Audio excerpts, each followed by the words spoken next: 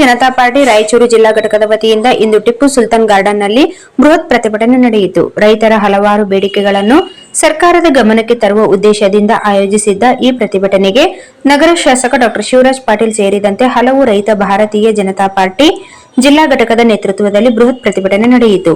ಪ್ರತಿಭಟನೆಯಲ್ಲಿ ಪಾಲ್ಗೊಂಡಿದ್ದ ನಗರ ಶಾಸಕ ಡಾ ಶಿವರಾಜ್ ಪಾಟೀಲ್ ಮಾತನಾಡಿ, ಕೇಂದ್ರ ಸರ್ಕಾರ ರೈತರಿಗೆ ನೀಡಲಾಗುತ್ತಿದ್ದ ಸೌಲಭ್ಯಗಳನ್ನು ಕಡಿತಗೊಳಿಸಿದೆ ಎಂದು ಆರೋಪಿಸಿದರು. ಈ ಸರ್ಕಾರ ಸಂಪೂರ್ಣವಾಗಿ ಜನವಿರೋಧಿ.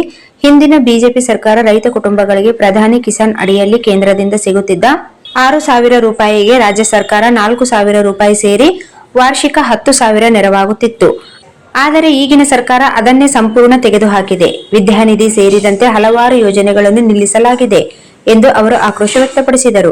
ಜಿಲ್ಲಾಧ್ಯಕ್ಷ ವೀರನಗೌಡ ಲೆಕ್ಕಿಹಾಳ್ ಮಾತನಾಡಿ, ತುಂಗಭದ್ರಾ ಜಲಾಶಯದಲ್ಲಿ ಸಮೃದ್ಧ ನೀರಿನ ಲಭ್ಯತೆ ಇದ್ದರೂ ಎರಡನೇ ಬೆಳೆಗೆ ನೀರು ಬಿಡುಗಡೆ ಮಾಡದಿರುವುದು, ರೈತರ ಬೆಳೆಗಳನ್ನು ಬೆಂಬಲ ಬೆಲೆಯಲ್ಲಿ ಖರೀದಿ ಪ್ರಕ್ರಿಯೆ ವಿಳಂಬ, ಬೀಜ ಗೊಬ್ಬರ ವಿತರಣೆಯಲ್ಲಿನ ಅವ್ಯವಸ್ಥೆಯಿಂದಾಗಿ ರೈತರ ಬದುಕಿಗೆ ತೀವ್ರ ಹಿನ್ನಡೆಯಾಗಿದೆ ಪರಿಣಮಿಸುತ್ತಿದೆ ಎಂದು ಹೇಳಿದರು. ಮಾಜಿ ವಿಧಾನ ಪರಿಷತ್ ಸದಸ್ಯ ಎನ್ ಶಂಕರಪ್ಪ ಮಾತನಾಡಿ, ರೈತರು ಬೆಳೆದ ಮಾರಾಟ ಮಾಡುವಾಗ ಎದುರಿಸುತ್ತಿರುವ ಸಮಸ್ಯೆಗಳನ್ನು ಹೇಳಿದರು. ಪ್ರತಿಭಟನೆ ಬಳಿಕ ಬಿಜೆಪಿ ರೈತ ಮೋರ್ಚಾ ತಹಸೀಲ್ದಾರರ ಮುಖಾಂತರ ಜಿಲ್ಲಾಧಿಕಾರಿಗೆ ಮನವಿ ಸಲ್ಲಿಸಿದರು. ಹಿಂದಿನ ಬಿಜೆಪಿ ಸರ್ಕಾರ ನೀಡುತ್ತಿದ್ದ ಸೌಲಭ್ಯಗಳ ಪುನರ್ ಪ್ರಾರಂಭ, ರೈತರಿಗೆ ತಕ್ಷಣ ಪರಿಹಾರ, ಬೆಳೆ ಹಾನಿ ಮೌಲ್ಯಮಾಪನ ಹಾಗೂ ಖರೀದಿ ಕೇಂದ್ರಗಳನ್ನು ಸಕಾಲದಲ್ಲಿ ತೆರೆಯುವಂತೆ ಮನವಿಯಲ್ಲಿ ಒತ್ತಾಯಿಸಲಾಗಿದೆ.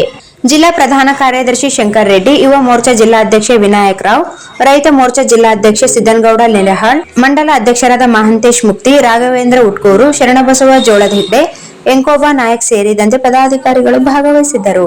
इस वीडियो को लाइक करें, हमारे चैनल को सब्सक्राइब करें और बेल आइकन जरूर प्रेस करें हमारी न्यू वीडियो सबसे पहले देखने के लिए।